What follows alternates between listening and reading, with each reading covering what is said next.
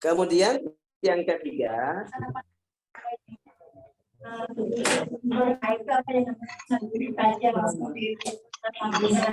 teknik. Teknik itu dia kalau misalkan makan banyak berarti kan sudah tidak masuk. Ya, tergantung kadarnya. Kalau hanya teknik mungkin hanya sedikit ya. Ya, sebatas ini. Ya.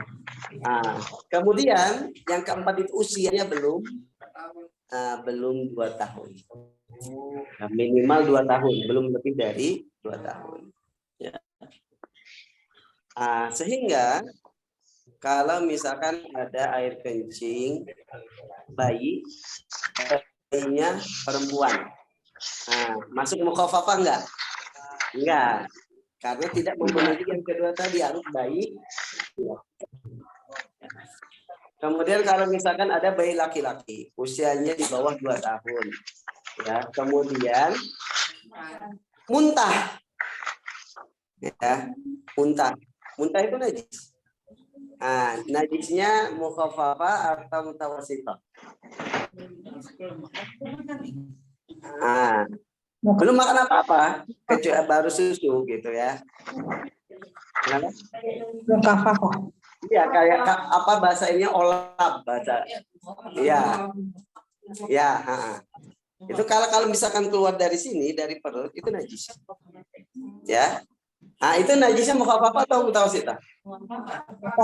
Mutawassithah. Kan bukan air kencing. Ya, makanya saya katakan tadi, poin-poinnya ini. Air kencing. Berarti kalau selain air kencing, maksudnya mutawassithah. Kotorannya, nya gitu ya, atau misalkan keluar darah, itu nanti masuknya najis mutawassithah. Makanya poin-poin ini, pertama air kencing, yang kedua bayi laki-laki, berarti kalau bayinya perempuan masuknya nanti mutawassithah meskipun air kencing. Kemudian ya belum makan apa-apa kecuali susu, ya. Ya, susu binatang atau ASI ya sama. Yang keempat belum 2 tahun. Ya. Dengan kalender Hijriah. Betul ya, hitungannya pakai kalender Hijriah. Maka apabila tidak memenuhi keempat poin ini, nanti masuknya ke najis mutawassithah. Ya.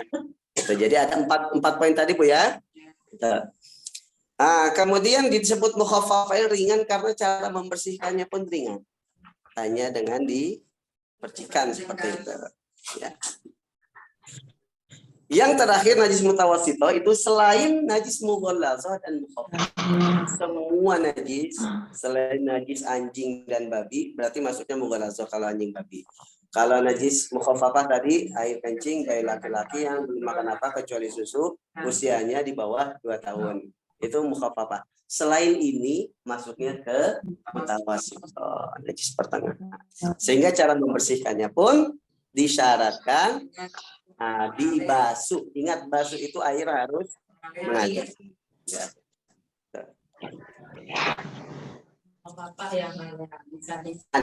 Betul sampai menyeluruh ke bagian najisnya. Kemudian ada beberapa najis yang dimaafkan. Ya. Ada beberapa najis yang dimaafkan. Saya tuh lupa bahwa kemarin itu saya ada di kitab Fathul Qorib itu ada poin-poin, ada kaidah secara hukum tentang najis yang dimaafkan. Ada 3 kalau salah. Yang pertama, sesuatu najis yang susah untuk dihindari, ya. Najis yang susah untuk dihindari maka termasuk najis yang dimaafkan. Yang susah untuk dihindari. Seperti apa? Misalkan air kencing, cipratannya itu loh, yang apa? Kalau bahasanya rosas. Rosas itu ya yang hanya bisa kelihatan kalau ada sinar gitu. Kita susah menghindari. Ya mungkin sebisa mungkin kita menghindari. Tapi kalau misalkan tidak kelihatan, kemudian kena tubuh kita dan kena pakaian kita, maka termasuk najis yang dimaafkan. Itu air kencingnya siapa maksudnya? Air kencing kita, ataupun air kencing misalkan air kencing hewan atau apa, yang memang tidak bisa dihindari dan tidak kelihatan kena tubuh ataupun pakaian kita, gitu ya. Kemudian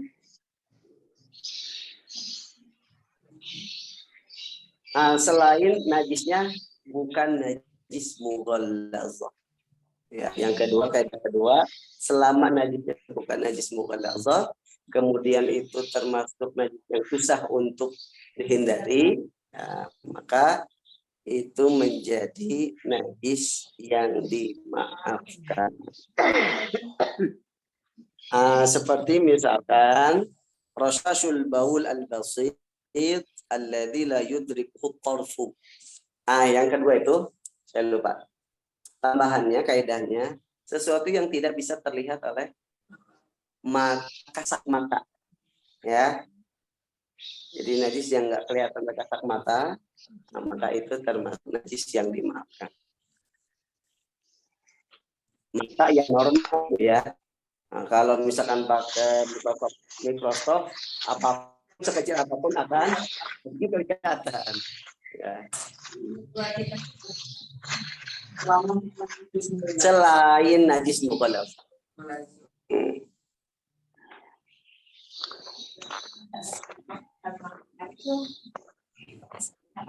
Air kencing tadi. Atau misalkan ada kotoran, entah kotoran hewan, kotoran apa, kemudian kena ke bawah angin. Kemudian kita nggak tahu. Ya, ternyata misalkan ada yang sedikit yang kena tubuh kita atau pakaian kita. Ya, itu tidak kelihatan, atau misalkan yang tercampur dengan debu misalkan. Itu kan sesuatu yang susah dihindari. Juga sesuatu yang tidak bisa terlihat oleh mata, kasat mata yang normal.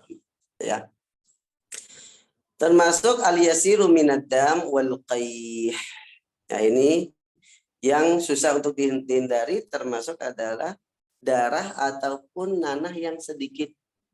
Ya. Nanah yang sedikit ataupun darah yang sedikit itu termasuk najis yang dimaafkan. Kan darah dan nanah termasuk najis. Najisnya masuk ke najis mukhaffafa, mughallazah atau mutawasithah? Mutawasithah. Ya. Misalkan ketika sholat kita terluka. Ya. Kemudian keluar darah. Ataupun luka, kita sebelumnya sudah luka. Kemudian luka itu ketika sholat itu keluar darah, tapi darah sedikit. Ya. Maka itu termasuk yang dimaafkan. Ya, atau keluar nanah tapi sedikit, ya, maka termasuk yang dimaafkan. Ya. Kalau misalnya ada darah sedikit keluar lagi, itu kan ada asin-asin itu akan kita telan atau kita buang pada saat? Kalau sholat nggak apa-apa. Telan. Iya. Kalau darah haid udah selesai, terus atau keluar dikit, tapi dalam keadaan sholat itu berarti belum selesai aja. Iya. Belum selesai. Sampai batas waktu yang ditentukan selesai. Iya, haid itu kan minimal wanita haid itu waktunya, durasinya itu 1 hari 1 malam minimal. Ya, paling sedikit. Kebanyakan wanita haid itu 6 hari atau 7 hari. Ini kebanyakan wanita. Paling lama masa haid dalam mazhab Syafi'i itu 15 hari. Sehingga apabila ada seorang wanita dia haid kurang dari 1 hari 1 malam, berarti bukan darah haid. Bukan darah haid. Kalau kurang 1 hari 1 malam, misalkan 1 hari 1 malam ini nanti diakumulasi. Misalkan jam 6 keluar. Terus nggak keluar lagi sampai setelah 15 hari nggak keluar lagi. Maka darah itu adalah darah istihadah, bukan darah haid. Karena kurang dari 1 hari 1 malam. Nanti diakumulasi, misalkan keluar jam 6. Keluar lagi misalkan nanti jam 9. Jam berapa? Itu kan beberapa hari. Gitu ya. Begitupun darah yang lebih dari 15 hari. Hari ke-16-nya itu bukan darah haid. Ya. Jadi kalau misalkan ada seorang wanita hari pertama, kedua sampai hari 15 itu darah keluar darah, itu darah haid. Hari ke-16 dan seterusnya itu bukan dianggap darah haid, dianggap darah istihadhah. Sehingga hukumnya pun beda. Kalau haid tidak boleh sholat, tidak boleh puasa, tidak boleh membaca Quran, tidak boleh menyentuh mushaf, membawa mushaf, tidak boleh berhubungan suami istri. Kalau istihadhah boleh semuanya. Ya, berarti masih wajib sholat, wajib puasa, boleh membaca Quran, boleh menyentuh mushaf dan sebagainya. Iya, betul. Biasanya wanita itu lebih tahu tentang dirinya. Ya, bisa membedakan mana darah istihadhah dan darah haid. Memang bab haid ini termasuk bab yang susah, rumit. Ya, saya sendiri untuk secara detail itu belum paham. Saya hanya tahu secara global. Ya, globalnya minimal tadi sehari semalam. Kebanyakan wanita haid itu 6 hari atau 7 hari. Kemudian maksimal masa haid itu 15 hari. Masa suci berarti selain masa haid ya. Masa suci minimal itu 15 hari. Masa suci. Ya. Berarti kalau misalkan ada wanita haid selesai di tanggal 31. Selesai haidnya. Kemudian suci tanggal 1, 2, 3 sampai tanggal 14 keluar darah. Maka bukan darah haid. Kenapa? Karena belum minimal masa suci. Iya, minimal masa suci itu 15 hari. Gitu ya. Pun maksimal masa suci dianggap haidnya hari ke-15, hari ke-16. Ya. Setelah 15 hari. Berarti hari ke-16-nya. Ya. Tapi yang banyak kok sekarang. Nah, itu ya betul, biasanya siklus. Makanya dilihat tuh minimal pokoknya 15 hari aja. Masa suci ya. Entah dia nanti maju ataupun ini. Kalau misalkan majunya sampai masa sucinya itu kurang dari 15 hari berarti dianggap darah istihadhah, bukan darah haid. Adapun maksimal masa suci itu tidak ada batasnya. Ada wanita yang 1 tahun sekali haidnya, ada yang setahun 2 kali, ada yang seumur hidup sekali. Ya. Jadi kalau masa suci tidak ada batasnya. Ya. Tapi kebanyakan kalau aku kan udah menopause ya. Anak-anak dia kan seminggu haid nih, udah nggak datang lagi, dia udah keramas, udah bersih gitu. Terus langsung dia sholat. Pas seandainya dia sholat zuhur, dia nggak ada apa-apa. Pas sholat asar, dia mandi sore kok ada lagi sedikit. Ya berarti itu masih haid.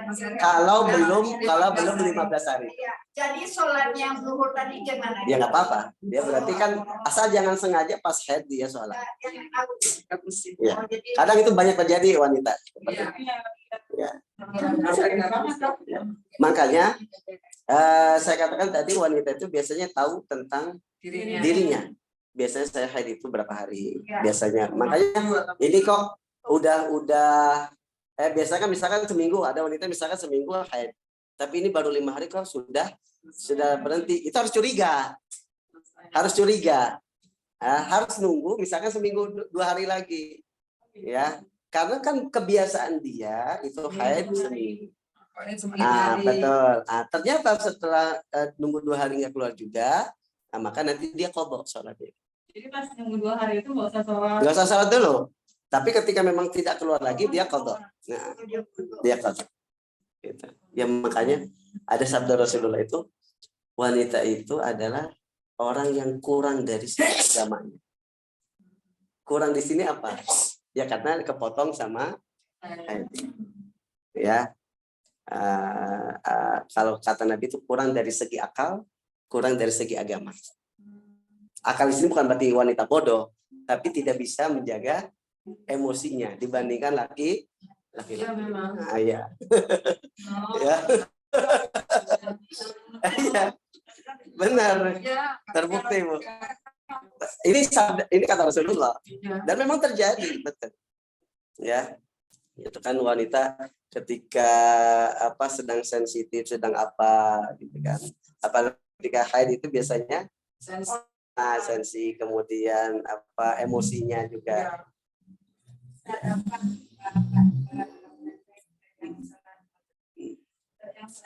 Misalkan kita di dalam perjalanan, kita kan lagi biasa sholat jamaah. Itu kan kodenya gimana? Misalkan di atau asar. Kalau kita dalam di jalan. Nah. Kode yang sholat, yang maksudnya yang sholat yang sholatnya itu. Jadi kita gimana maksudnya? Kita dalam perjalanan. Kan sholat yang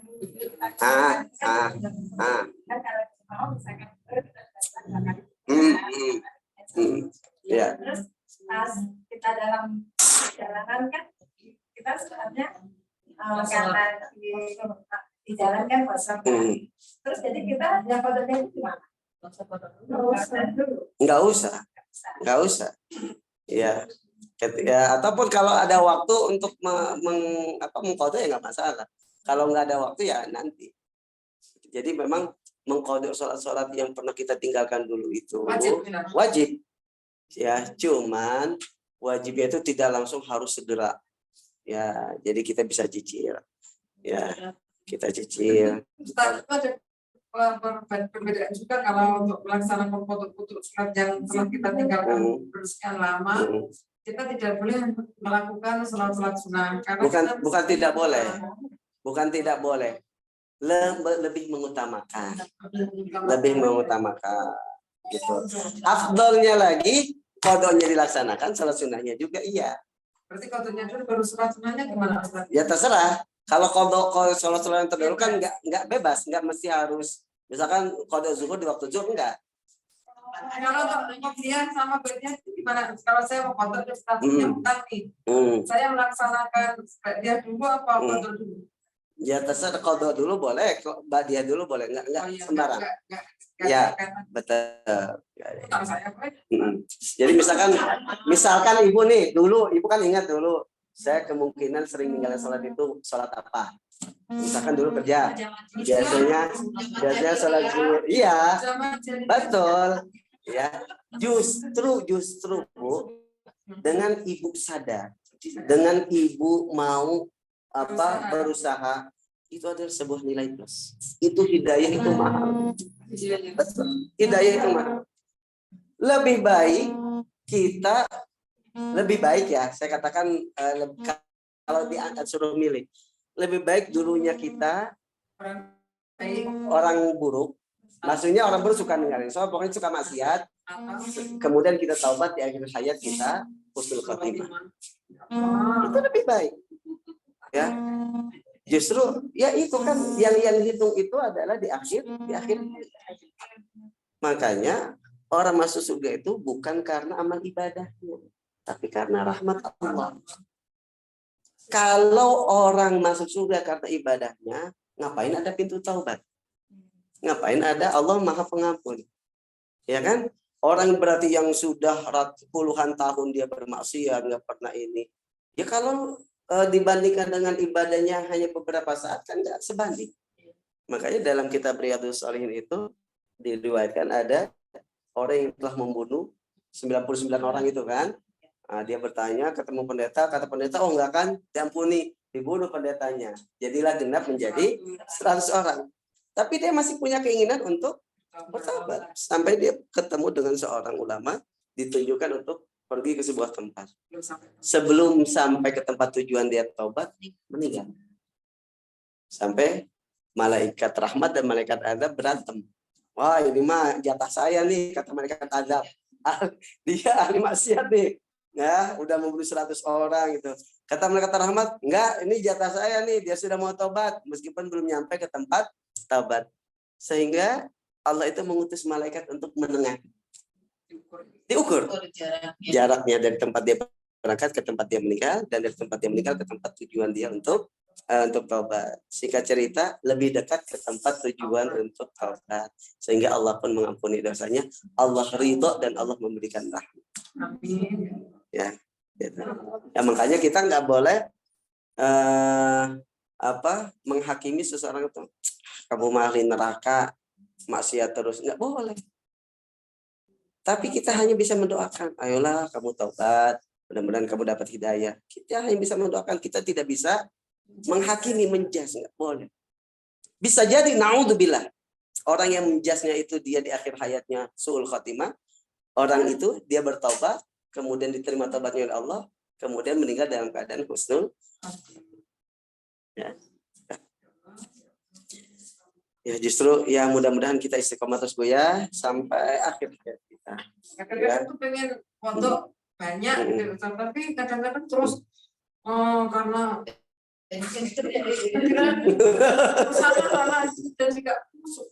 ya sebisa aja kita nyicil.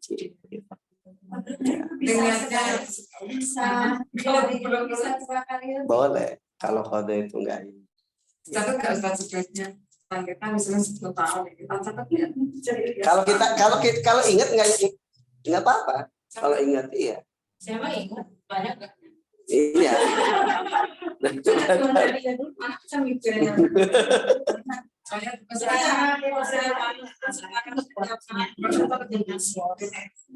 Yang penting kita berusaha. Betul, kita berusaha, kita beristighfar kepada Allah.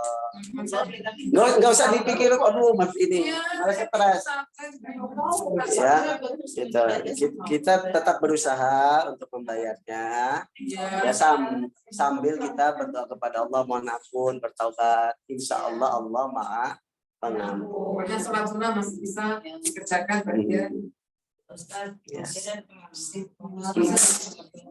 Jadi ada lucu ya, surat kodok itu ya kita memang kadang-kadang ada menghilangkan rasa malu itu juga perlu ya. Yang saya termasuk waktu itu lagi kodok tapi saya malu. Makanya gini, betul kita di haji. Ya kita terus saja sedapat mungkin ada waktu kita kodok terus saja kodok. Kadang-kadang saya jadi mikir gini, loh.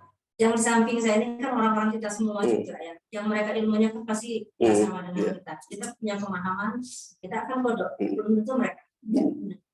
Jadi saya termasuk ditegur, sholat apa lagi? Saya nggak bisa menjelaskan hal yang sebetulnya, hanya keyakinan saya. Dari situ saya mengurangi hal-hal yang seperti itu.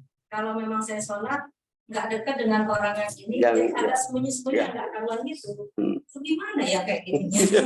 Karena memang kita beda pemahaman, tapi beda ilmu. Memang tapi kita nggak bisa pungkiri Bu. Satu contoh aja gini, saya tidak memakai qobliyah asar, ya. Terus semua kebetulan kita 4 hari itu kan nggak boleh bersih. Berarti kan kita harus ada di satu ruangan besar. Cuma berdua yang tidak, yang lain itu gini. Jadi ya kita juga ditegur juga gitu loh kan ya.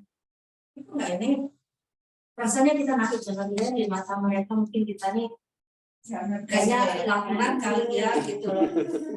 Semua orang sholat katanya ya saya selalu sholat katanya, tapi saya memang ya niatnya beda ya. Ya sholat mutlak lah apa gitu, enggak yang kopiah gitu. Karena itu tadi pemahaman kita yang berbeda sebenarnya. Jadi apapun yang saya lakukan yang beda dengan komunitas yang di samping saya, itu saya pasti ditegur.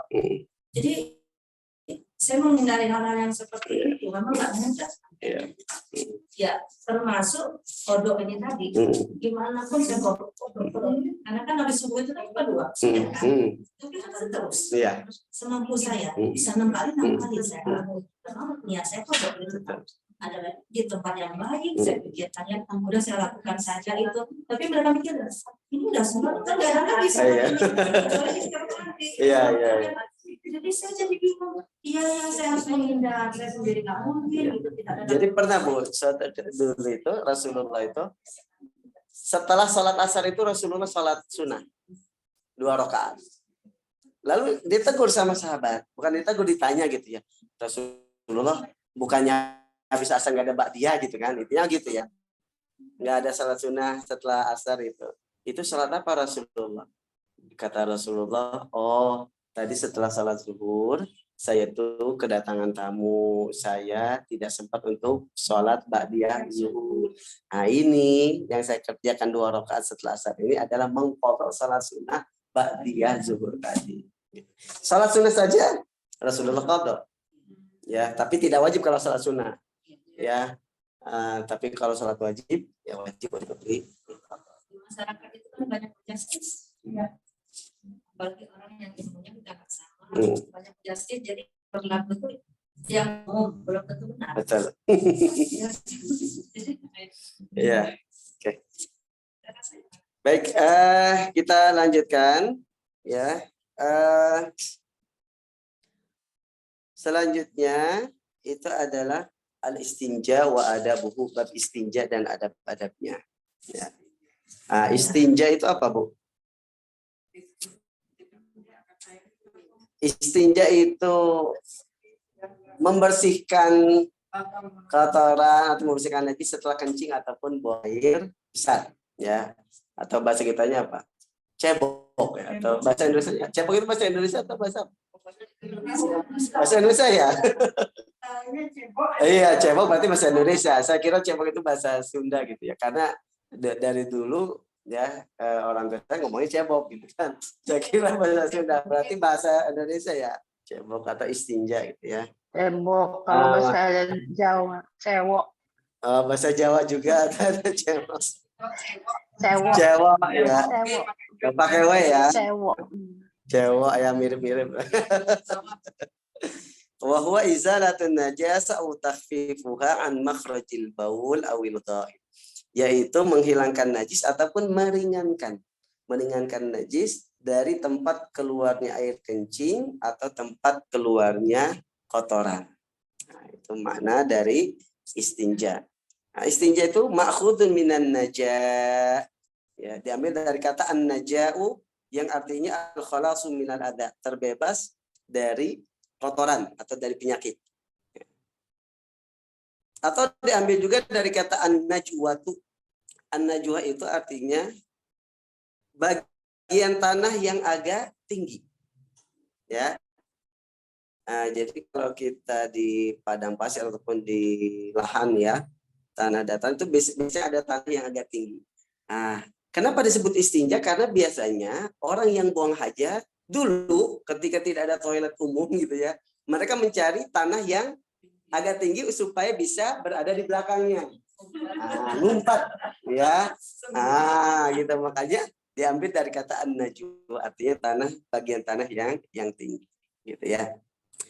Atau juga diambil dari kata an-najwu wa huwa al-huz'u ay ma yakhruju minad dubur.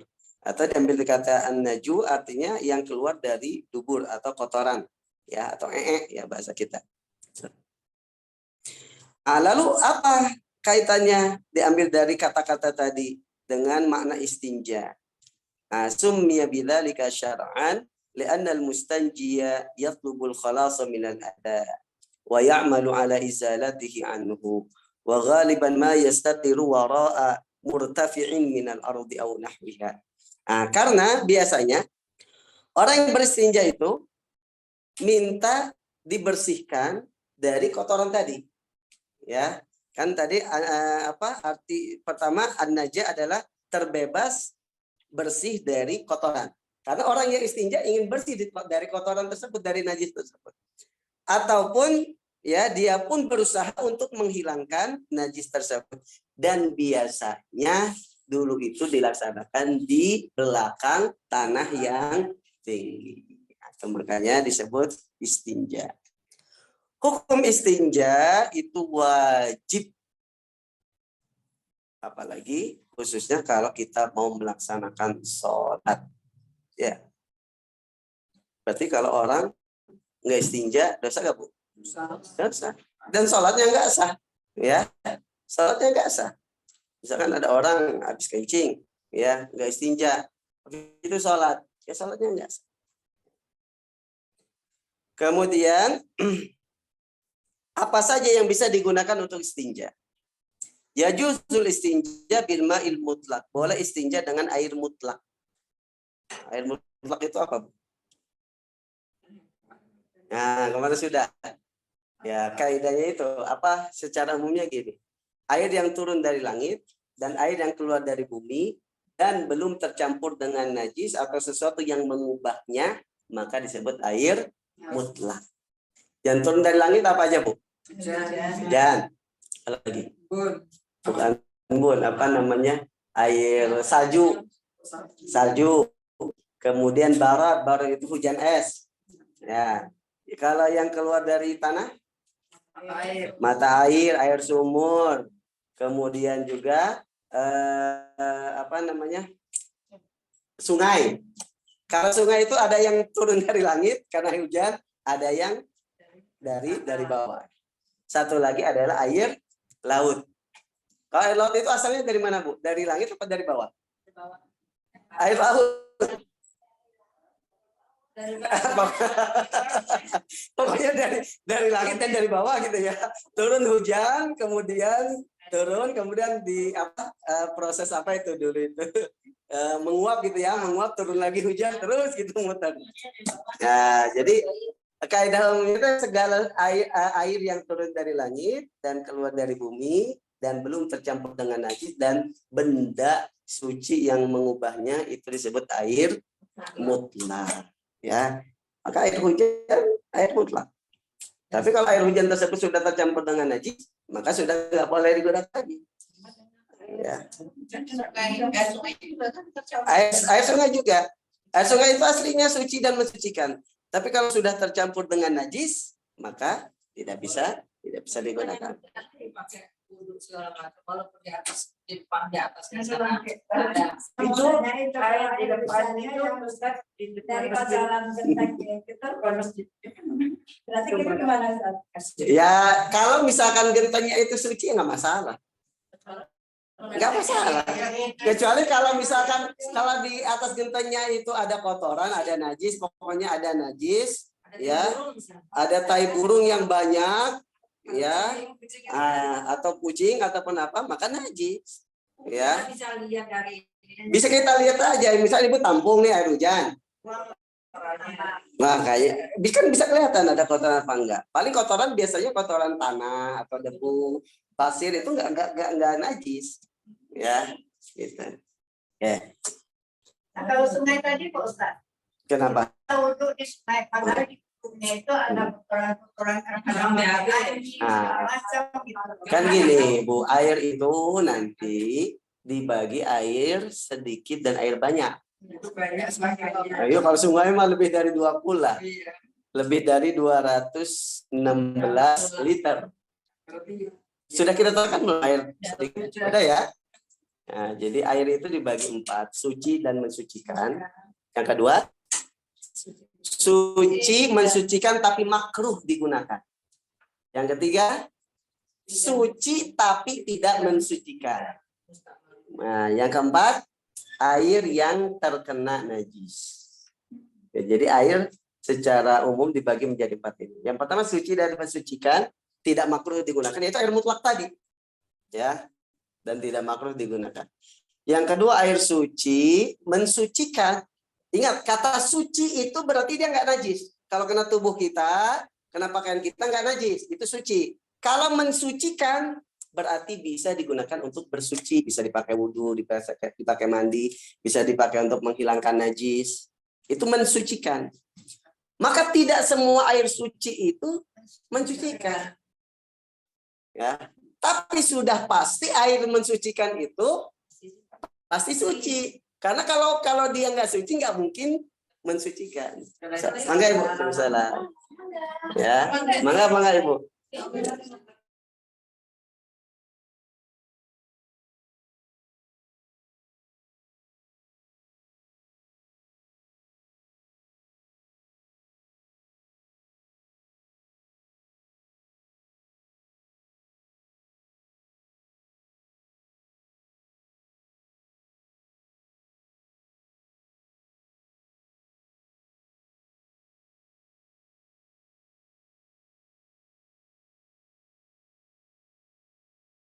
Belum nanti. Ya. Ada tiga syarat sehingga air itu termasuk suci, mensucikan tapi makruh. Syarat yang pertama, harus berada di daerah yang panas. Ya. Maka kalau misalkan di daerah puncak, mau kena matahari segimanapun, ya airnya tetap dingin. Maka yang syarat yang pertama harus berada di daerah yang sangat panas. Yang kedua, diletakkan di tempat yang bisa berkarat tadi. Ya, kalau toren rata-rata kan terbuat dari plastik. Ada yang memang kaleng. Kaleng, tapi kan biasanya dia nggak berkarat. Kalau yang berkarat mungkin, ya biasanya pak dari aluminium ataupun apa, stainless biasanya, ya, gitu, karena lebih awet. Nah, kemudian yang ketiga, dia makruh digunakan untuk badan. Berarti kalau untuk nyuci piring, ya, untuk menghilangkan najis nggak makruh. Dia tetap bisa digunakan untuk wudhu, untuk mandi, tapi makruh. Ya, kalau ada air selain itu, lebih baik kita gunakan selain itu. Ya, jadi dikatakan musyammas dengan 3 syarat tadi. Ya, pertama apa, Bu?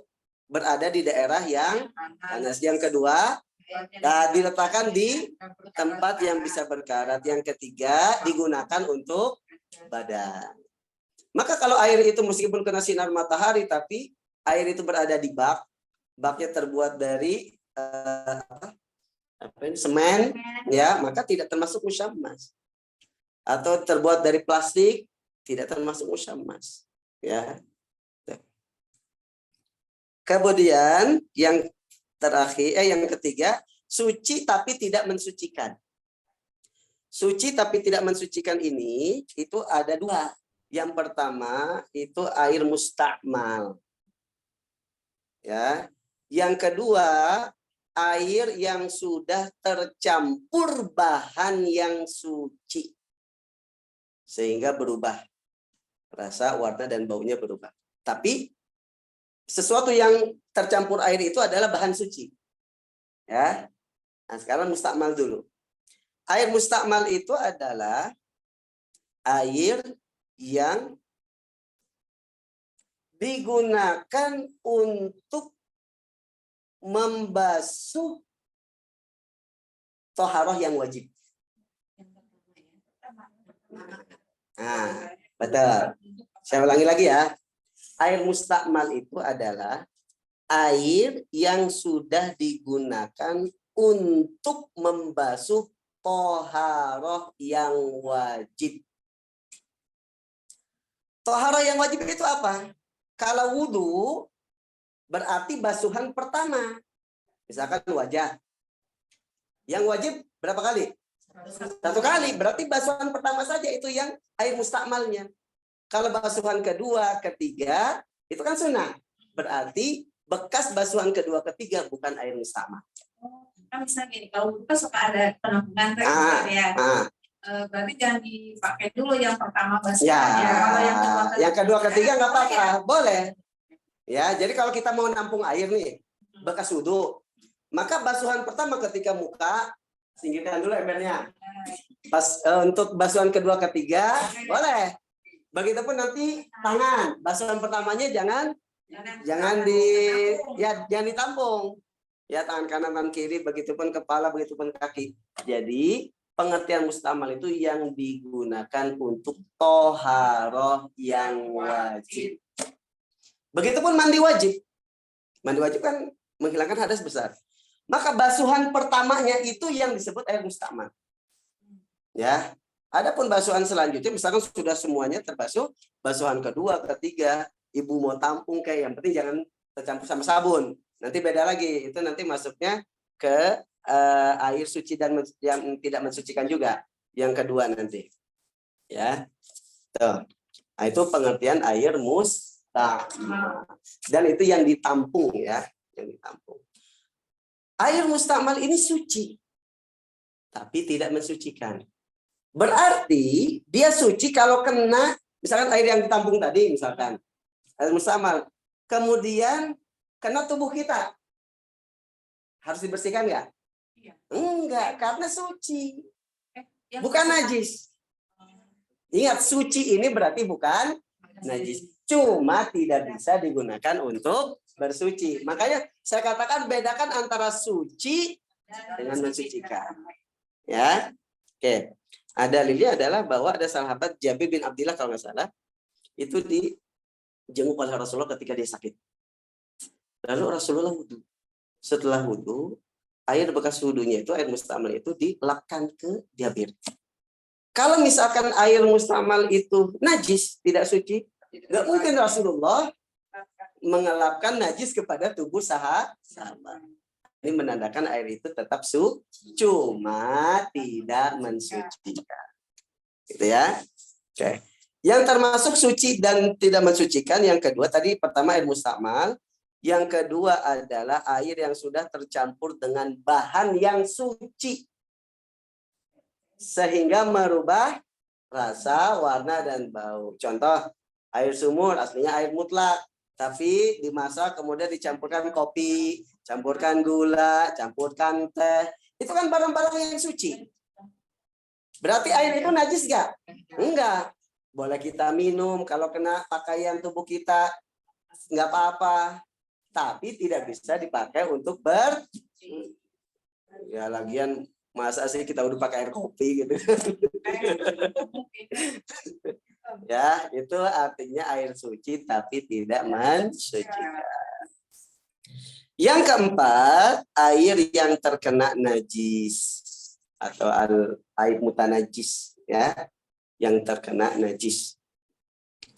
Air terkena najis ini dibagi dua, air sedikit dan air banyak. Air sedikit adalah air yang kurang dari 2 kullah. Ingat, kullah di sini nama satuan. Saya dulu ketika kecil itu, saya belajar fikih kecil, Bu, ketika SD itu. Ya, pas TPA gitu ya, pas TPA. 2 kullah. 2 kullah berarti banyak ikannya gitu. Karena bahasa Sunda kullah itu adalah ikan.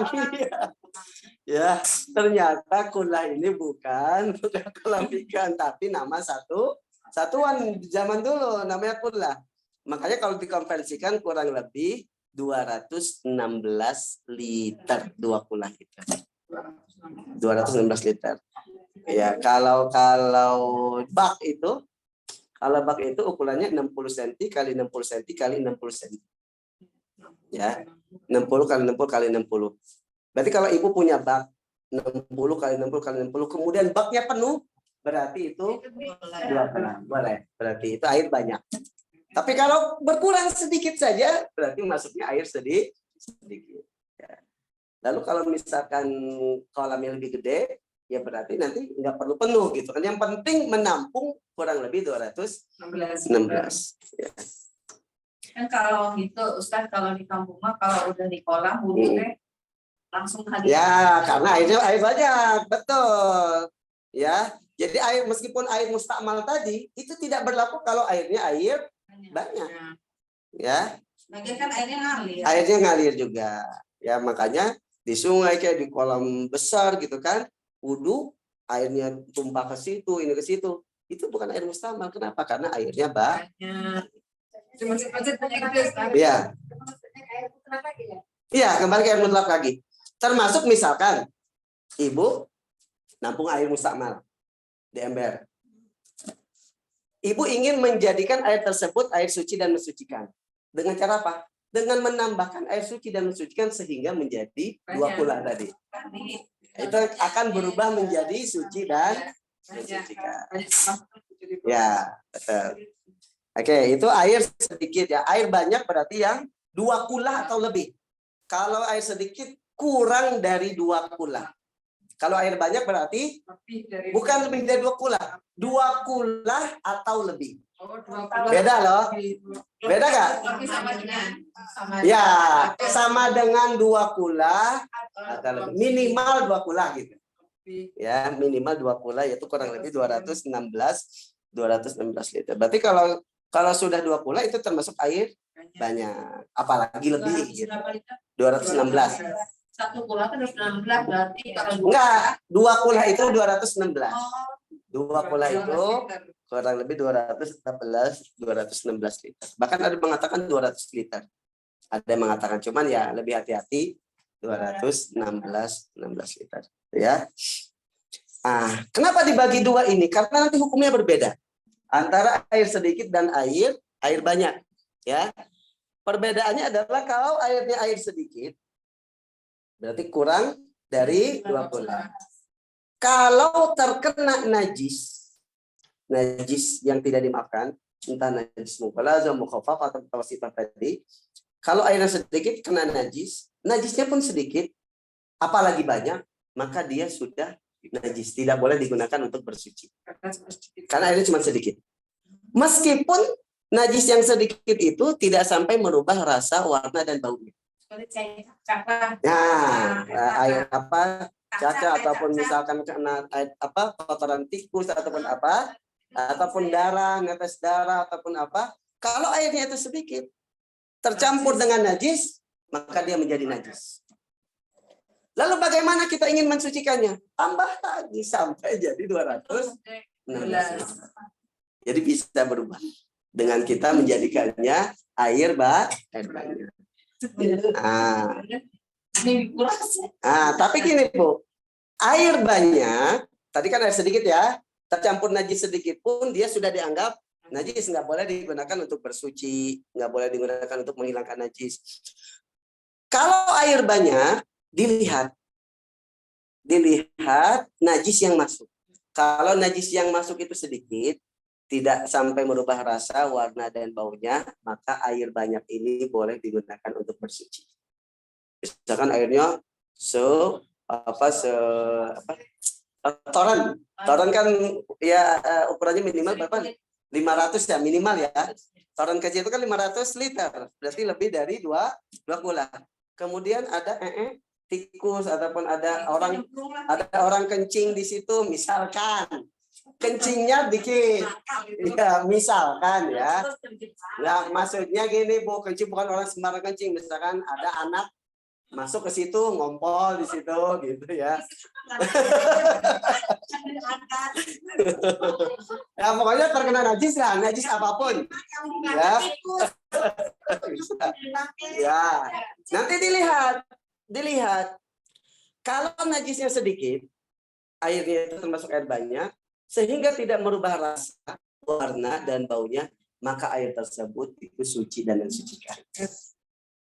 Kalau najis yang masuk pun banyak, meskipun airnya banyak, najis yang masuk pun banyak sehingga merubah rasa, warna dan baunya, maka air itu termasuk air najis. Tidak boleh digunakan. Ya. Ini kan pernah saya ceritakan di sini kalau nggak salah, yang kita alami di rumah. Itu kemasukan bangkai kucing. Ya. Kemasukan, jadi sumur di rumah saya itu kemasukan bangkai kucing. Jadi tadinya nggak ketahuan ini bau apa. Kecium bau, cuman setelah motong sapi. Iya, dikiranya itu ada daging yang ketinggalan yang membusuk, nyelip, dicari kok nggak ada.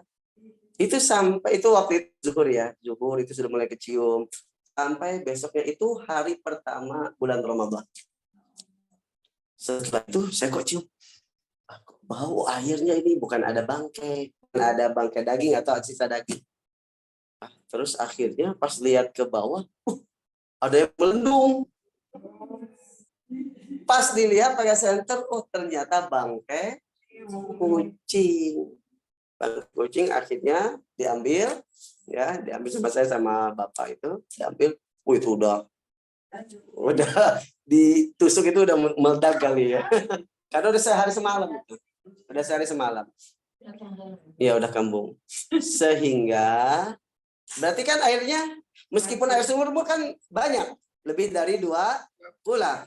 Tapi karena najis yang masuk pun banyak sehingga merubah rasa, warna dan baunya, maka dihukumi najis. Sehingga saya keluarga semuanya mengulangi sholatnya dari zuhur kemarin di pondok semuanya. Termasuk pakaian yang sudah dicuci lagi. Itu tuh si sumurnya berapa hari gitu? Sumurnya tidak dipakai, bukan tidak dipakai, dialirkan airnya, dikuras itu 3 hari. Selama 3 hari kita nyalain, kemudian dibuang aja gitu. Enggak, sampai hilang aja, sampai hilang baunya, gitu. Nah, setelah hilang baunya, ya alhamdulillahnya lagi, ya selain ada sumur juga ada pam. Kalau nggak ada pam, iya repot. Ya, gitu. Nah, itulah pembagian air. Nah, maka air yang digunakan untuk istinja, kita kembali ke bab istinja ini. Ya, air yang digunakan untuk istinja itu harus suci dan mensucikan. Maka jangan sampai kita istinja dengan air mustakmal atau kita istinja dengan air teh, air apa lagi, ya, atau air yang terkena najis. Maka istinjanya pun tidak, sehingga dia nggak hilang najisnya. Kalau kita sholat berarti sholatnya tidak sah. Ya. Ataupun boleh beristinja bikulli jamirin khoshin yumkinu an yuzilan najasa, dengan benda padat yang kasar yang bisa digunakan untuk menghilangkan najis, seperti batu ataupun daun, ya, ataupun segala sesuatu, tisu, kertas, pokoknya benda padat yang kasar. Nanti ada syaratnya, ya. Afdolnya menggunakan benda tadi, batu dan sejenisnya, lalu menggunakan air. Afdolnya 2. Ya, karena Allah memuji jamaah Masjid Quba. Tahu Masjid Quba, Bu? Yang Masjid Quba di Arab Saudi. Ya kan, Arab Saudi ya. Itu di dalam surah At-Taubah Allah berfirman, fihi rijal lamas ta'ala taqwa min awwali yaumin. Kemudian Allah mengatakan fihi rijalun yuhibbuna an yatatahharu wallahu yuhibbul mutahhirin. Di dalam Masjid Quba tersebut terdapat orang-orang yang senang untuk bersuci. Dan Allah senang dengan orang-orang yang bersuci. Lalu diterangkan oleh para ulama, mereka ini kalau istinja dengan 2 cara digabungkan tadi. Pertama dengan batu dan sejenisnya, baru dengan menggunakan air. Ini afdolnya. Kalau lebih memilih salah satunya, maka afdol menggunakan air. Ya, menggunakan air, karena air itu kan menghilangkan pokok najisnya, juga menghilangkan bekas-bekas najisnya. Kalau batu dan sejenisnya hanya menghilangkan pokoknya saja, sisa-sisanya mungkin masih ada. Ya, makanya tadi definisi dari istinja itu menghilangkan najis atau meringankan. Nah, menghilangkan najis atau meringankannya. Nah, ya, jadi kan kalau kita menggunakan batu dan sejenisnya tidak menghilangkan najis secara utuh, tapi hanya meringankan. Itu definisi dari istinja, ya. Kemudian kalau kita hanya menggunakan batu di sini maksudnya adalah sejenisnya. Setiap benda padat dan kasar yang bisa menghilangkan najis. Maka kalau kita menggunakan batu dan sejenisnya ini ada syaratnya.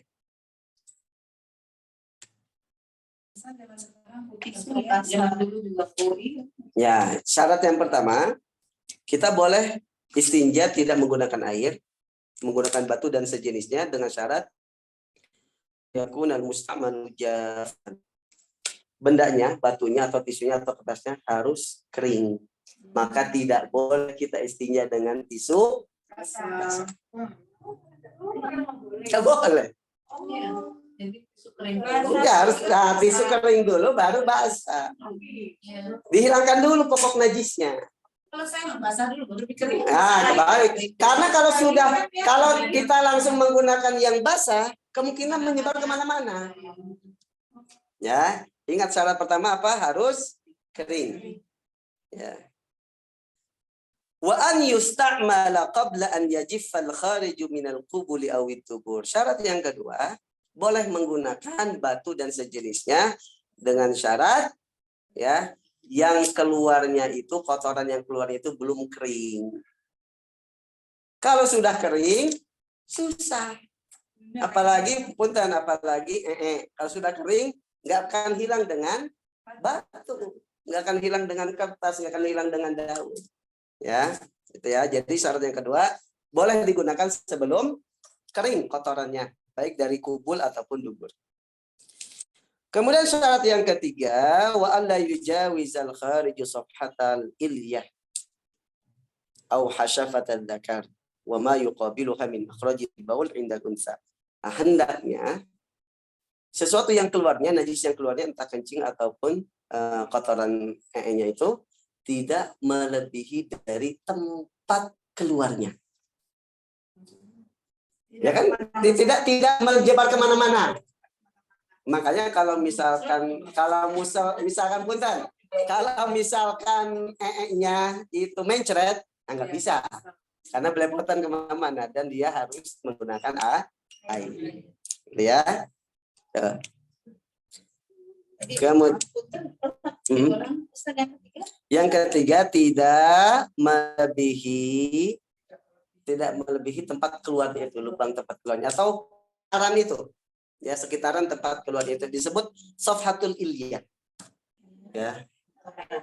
Ya, tempat keluarnya kotoran dan sekitarnya itu. Ya. Nah, begitupun untuk yang keluar dari kemaluan. Di sekitar itu tidak boleh melebihi dari sekitar itu. Yang kemudian, kedua tadi apa Ustaz? Maaf. Kenapa? Yang pertama kan kotorannya belum kering. Yang kedua tadi apa? Lewat. Yang pertama itu bendanya kering, bukan basah. Yang kedua kotorannya belum kering. Yang ketiga tidak melebihi lubang dan sekitar lubang tempat keluarnya najis. Ya. Nah, yang keempat, ya, yang keempat tidak berpindah. Ini mirip dengan yang pertama. Yang ketiga ini mirip-mirip. Tidak belepotan. Nah, bahasa ini tidak belepotan, gitu ya. Tidak belepotan, tidak kececer, gitu ya. Iya. Nah, kemudian syarat selanjutnya minimal dengan menggunakan tiga benda. Tergantung benda yang digunakan. Kalau tisu berarti 3 helai.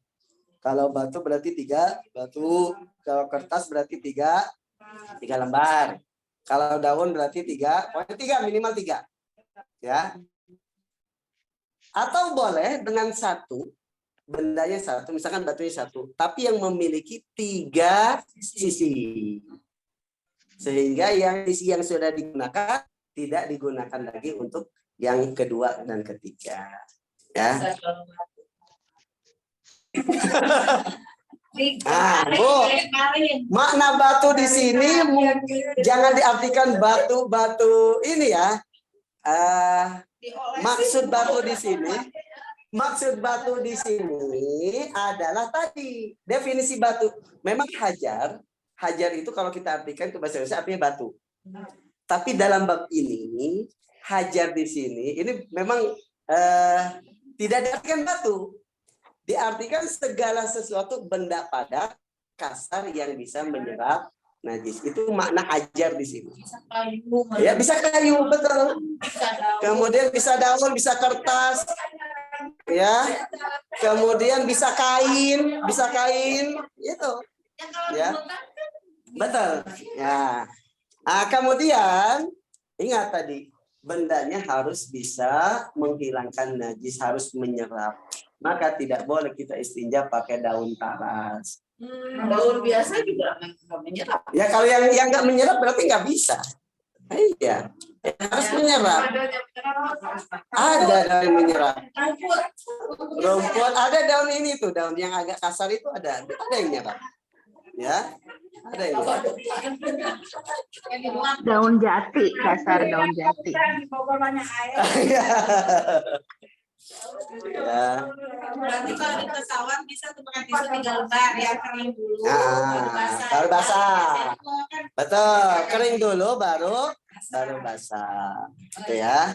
Nah, tapi kalau ada air afdolnya pakai kalau ada. Betul ya.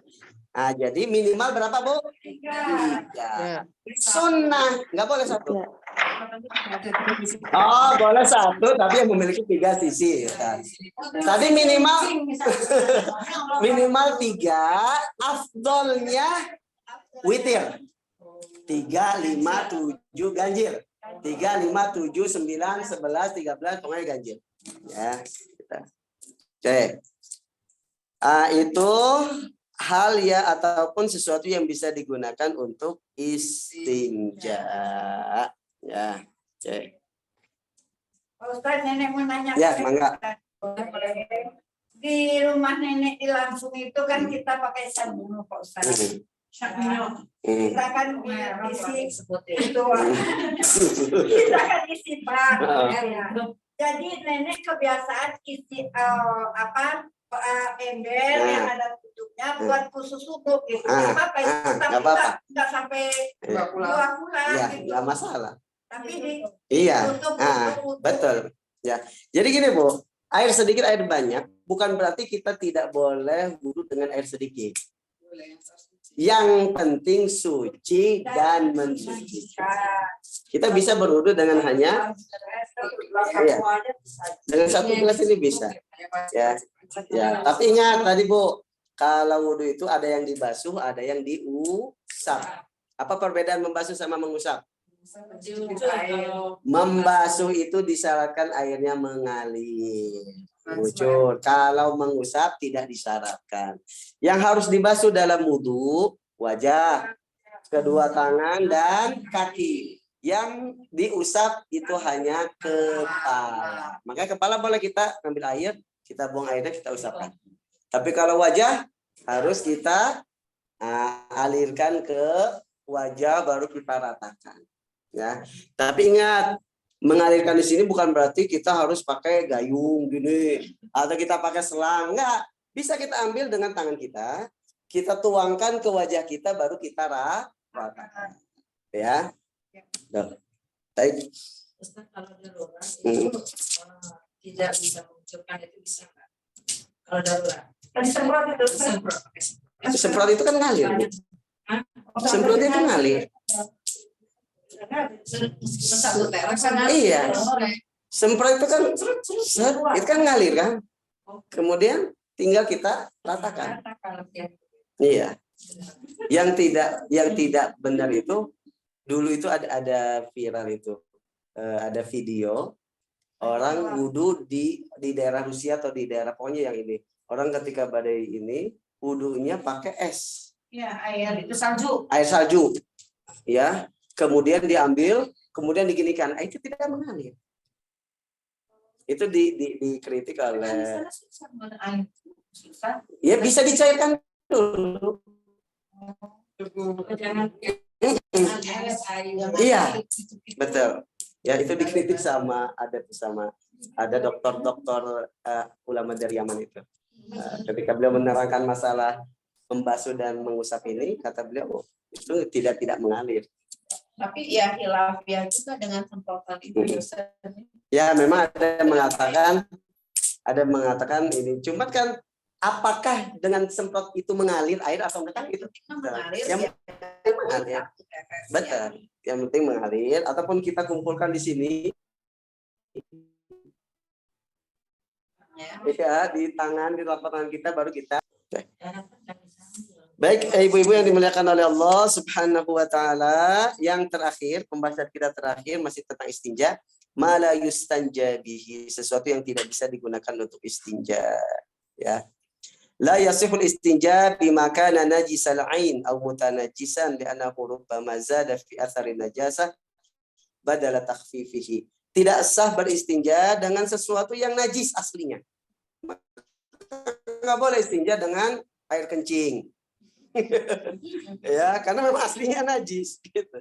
Ataupun dengan sesuatu yang terkena najis. Tadi istinja dengan air yang terkena najis, ya itu nggak boleh. Atau istinja dengan benda, ya sejenis batu, tapi benda itu terkena najis. Misalkan kertas, tapi sudah terkena najis, ataupun tisu sudah terkena najis, itu nggak boleh. Ya, karena bukan untuk menghilangkan najis, bukan untuk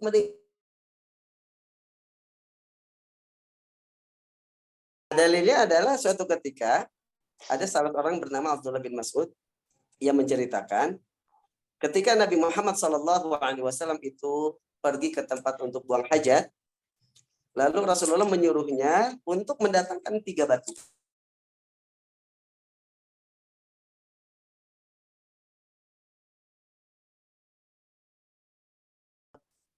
Tapi dia menemukan keadaannya sudah kering, ya. Kemudian fa'akhadtu rausatan, maka saya pun mengambil kotoran itu. Fa'ataituhu biha, maka pun memberikannya kepada Rasulullah. Fa'akhadhal hajaraini wa alqar rausah, maka Rasulullah pun hanya mengambil 2 batu dan membuang kotoran tadi. Kemudian Rasulullah mengatakan hadza riksun, ini najis, enggak boleh digunakan untuk bersuci atau istinja, gitu ya. Kemudian wa yahrumul istinja bima kana mat'uman li adami kal khubzi wa ghairihi au jinni kal azmi. Begitupun tidak boleh beristinja, diharamkan beristinja dengan sesuatu makanan untuk manusia ataupun untuk jin.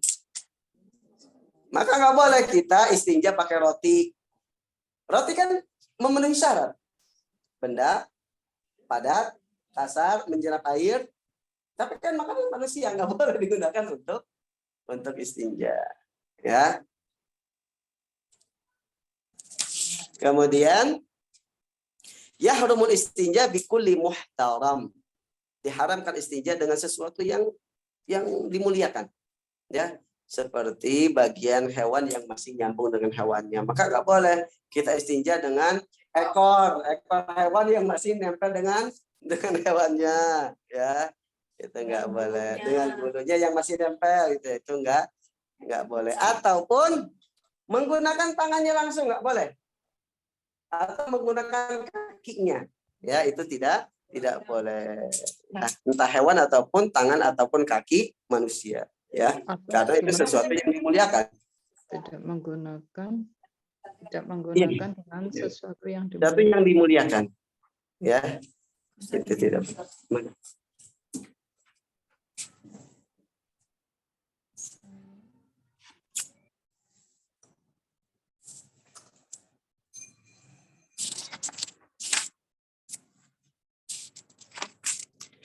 Baik, jamaah ibu dan bapak-bapak yang dimuliakan oleh Allah Subhanahu wa taala, mungkin itu saja kajian kita pada pertemuan kali ini, ya, tentang bab istinja.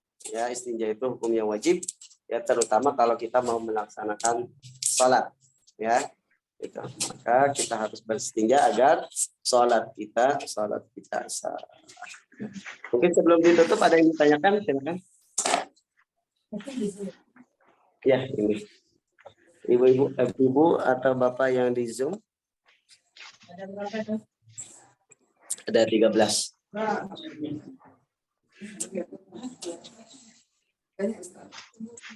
Ya, alhamdulillah nih. 13 sama 11. Setiap minggunya juga kemarin tuh ya sekitar segituan juga, ada yang 15, ada yang ya pas dulu 23 pas. Ya, sebulan yang lalu. Ustaz, nanya Ustaz. Ya, silakan Ibu. Kalau yang kertas tadi, kalau misalnya dengan kain bisa ya? Ada kain. Kain bisa. Yang penting tadi syaratnya dia benda padat, kasar dan bisa menyerap najis. Oke.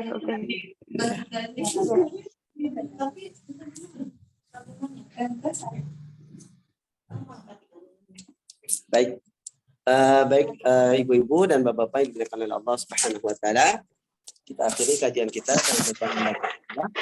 Alhamdulillahirabbil alamin. Subhanakallahumma wa bihamdika asyhadu an la ilaha illa anta astaghfiruka wa atubu ilaik. Syukran. Assalamualaikum warahmatullahi wabarakatuh. Waalaikumsalam warahmatullahi wabarakatuh. warahmatullahi wabarakatuh. Syukran Ustaz. Terima kasih, Ustaz. Alhamdulillah. Oh iya, Ibu makasih. Kurang lebih 2 minggu Ya. bisa ikut ya. Semoga umrah mabrurah ya. Amin. Semoga ini ada salah satu jamaah kita yang ikut offline di sini, yaitu Ibu Devi ya. Ibu Devi akan melaksanakan umroh, minta doanya dari jamaah sekalian, mudah-mudahan dilancarkan segala Amin. sesuatunya dan mudah-mudahan menjadi umroh yang mabrurah yang mabrurah. Amin. Amin. Amin. Baik, assalamualaikum warahmatullahi wabarakatuh. Waalaikumsalam.